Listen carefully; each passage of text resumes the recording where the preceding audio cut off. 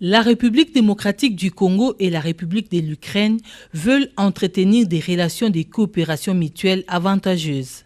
Au-delà des relations diplomatiques, les deux pays comptent développer la coopération dans plusieurs secteurs, notamment dans le secteur de l'agriculture, des infrastructures et de l'éducation. Le chef de l'État Félix Antoine Tshisekedi Tshilombo a reçu ce vendredi à la Cité de l'Union africaine l'ambassadeur ukrainien Dr Vassil Amianine. Et ce, après les échanges téléphoniques entre le président Félix Tshisekedi et son homologue Volodymyr Zelensky. On va développer la communication avec les chefs d'État, avec les cabinets et avec les équipes, bien sûr avec les ministères des Affaires étrangères. Et on va communiquer à les dossiers très importants pour tous les pays.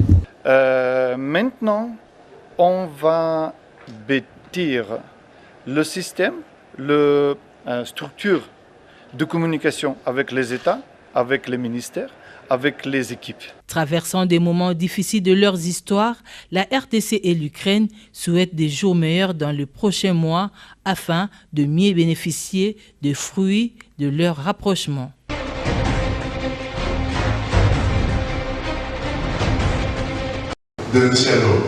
Au cours de ces conférences, les orateurs ont partagé les expériences vécues par le peuple congolais et ukrainien, mettant en lumière la similarité des souffrances causées par les guerres d'agression. Ils ont également abordé la controverse entourant l'appel à la guerre sainte lancé par le patriarche de l'Église orthodoxe russe, une position que l'Ukraine rejette fermement. Ces échanges visaient à éveiller la conscience des étudiants sur les rôles et la position de l'Église dans la résolution des conflits à la lumière du thème central de l'œcuménisme en temps de guerre. Nous avons l'obligation, nous en tant qu'Église, de toujours promouvoir la paix à n'importe quel prix.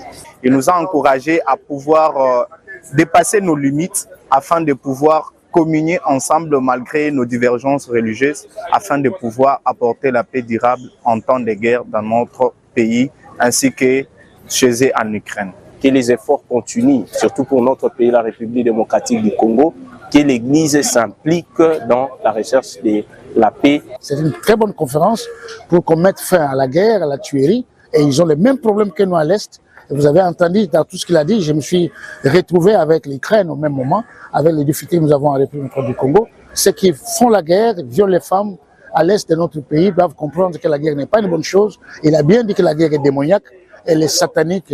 Il faut mettre fin à la guerre pour prôner la paix. Dans son intervention, l'ambassadeur d'Ukraine, initiateur de ces conférences, a réaffirmé le soutien du peuple ukrainien au peuple congolais. De son côté, l'archimandrite Cyril Alexandrie a lancé un appel au pardon, à la réconciliation et à l'unité entre le peuple du monde. Je clôture ma mission ici à Kinshasa. On a parlé des génocides, on a parlé de l'œcuménisme, mais également on a parlé de l'espoir. L'espoir parce que nos deux peuples ont beaucoup souffert et continuer à évoluer, à nous développer. Il convient de signaler que les universités partenaires, notamment l'UPEN, l'UPC, l'UCC, l'USEKIN, envisagent de développer des projets communs avec les universités ukrainiennes dans divers domaines académiques et scientifiques.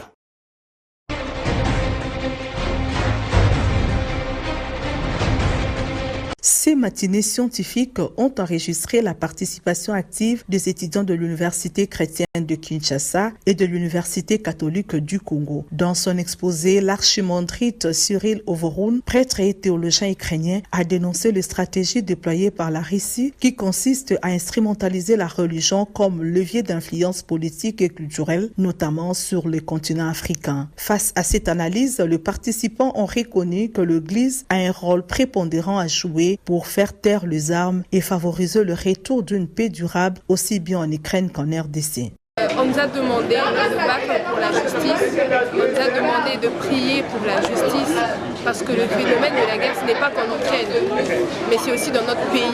Peut-être que nous ne ressentons pas ça parce que nous ne sommes pas du côté de l'Est, mais je pense que nous sommes censés en fait compatir avec cela. Je retiens que l'Église, la foi, a une vraie place, peut réellement agir. C'est vrai qu'aujourd'hui, elle n'est plus un acteur majeur de politique comme à l'époque.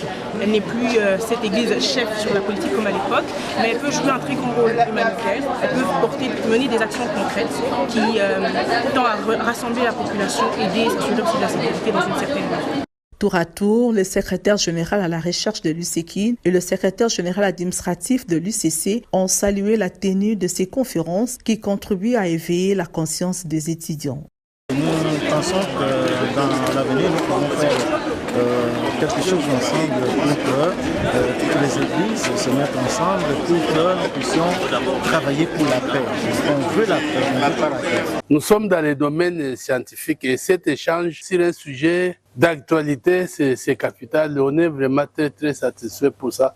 L'enthousiasme de nos étudiants et l'engouement que la conférence a attiré, c'est pour montrer qu'il y a eu un intérêt pour cette conférence. Pour sa part, l'orateur du jour s'est dit confiant que l'Église doit se repositionner afin d'amener les nations agresseuses à mettre en pratique l'évangile tel que le recommande Dieu le Créateur pour que la paix revienne dans le monde.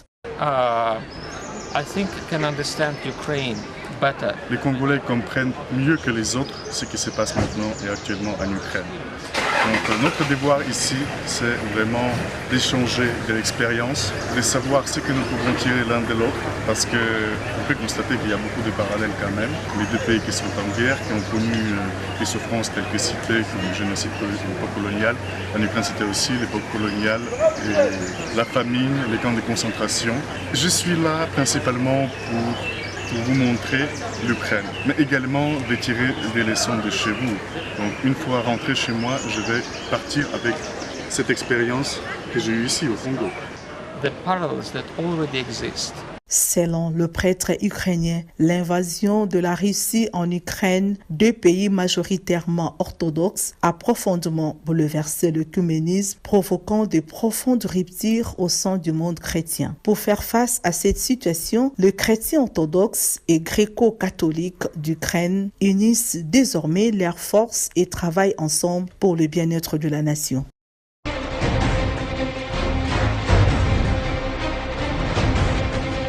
Devant les autorités congolaises, le corps diplomatique, des représentants d'organisations non gouvernementales, des étudiants et plusieurs personnalités, le chanteur d'opéra congolais Blaise Malaba a offert un récital exceptionnel, interprétant un répertoire mêlant chants ukrainiens, congolais et internationaux. À travers ses œuvres, l'artiste exprime des messages d'amour, d'espoir, d'amitié, de victoire, mais aussi de foi et de résilience face à la douleur et à la perte. On a eu l'idée de le faire, question de montrer aussi la figure positive de l'Ukraine. Ce n'est pas seulement la guerre qu'il y a là-bas, tout comme au Congo aussi, où nous déplorons beaucoup de morts. C'est quelque chose en commun, malheureusement, qui n'est pas positif, que nous partageons. Et nous espérons que les armes puissent se taire le plus tôt possible. Dans son allocution, l'ambassadeur d'Ukraine, Vassil Amianin, a salué cette initiative en soulignant qu'elle marque une ouverture aux échanges culturels entre l'Ukraine et la RDC. Il a également tenu à démentir les rumeurs circulant sur les réseaux sociaux selon lesquelles l'Ukraine financerait le conflit dans l'est du pays. À le cadre de la guerre, comme dans l'Ukraine ou comme dans le RDC, pour tous les citoyens, pour tout le monde dans notre pays. C'est très important de comprendre. Nous sommes qui? Je veux vous dire 3 mots. Patriotisme, résilience et courage. Courage.